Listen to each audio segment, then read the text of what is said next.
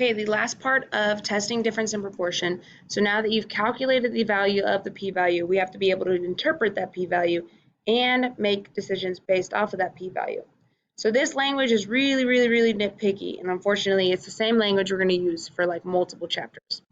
So assuming the Cardinals have the, and remember, what type of ability do we always assume is true?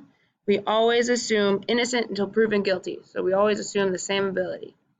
There is a 13% chance. So this right here is your p-value. So there's a 13% chance of getting a difference in performance of 37.5. What was 37.5 again? You got it, the test statistic. Or more by random chance, because our dot plot was entirely generated by random chance.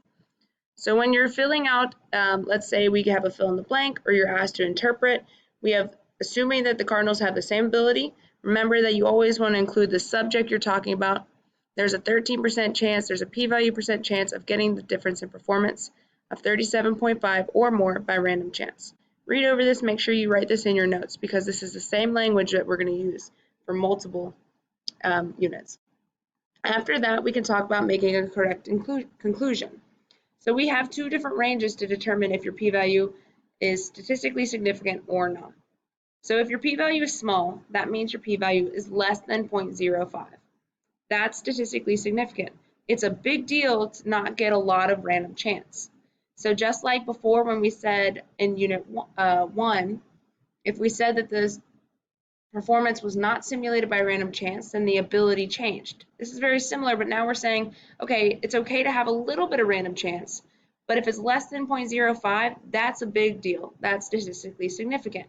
Statistically significant means that random chance is not a plausible explanation, so we reject the claim that the abilities are equal, so we say the null hypothesis is not true. So the null hypothesis is not true. We have convincing evidence. So we're not saying the alternative is absolutely true. It's not an absolute. We're saying that we have convincing evidence to support the alternative hypothesis. So there is evidence. Now, in somebody else's dot plot, they have different simulations. They may get a different p-value and make a different claim. We never want to say absolutes. We always want to make sure that we're using approximate or convincing evidence to support our claims. Now, if our p-value is bigger than 0.05 or 5%, so I know this sounds like kind of like elementary, but 0.05 is 5%. A lot of people get confused because they'll say 5%, that's got to be 50%, and I'm like, what are you talking about? So 0.05 is 5%. If the p-value is considered big, and I'm putting big in quotations in myself, right? I don't know. All right, so if your p-value is considered big, random chance is a plausible explanation. That means you have a lot of data saying that this happened by random chance. That means we failed to reject. That means basically like we accept the claim that the abilities are equal. We do not have convincing evidence to support the alternative.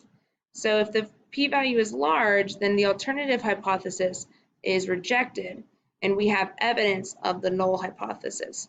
So if you have a lot of random chance, we cannot say that the abilities are changing. But if you do not have a lot of random chance, then you can say it. So this is kind of what the example of what your conclusions could look like.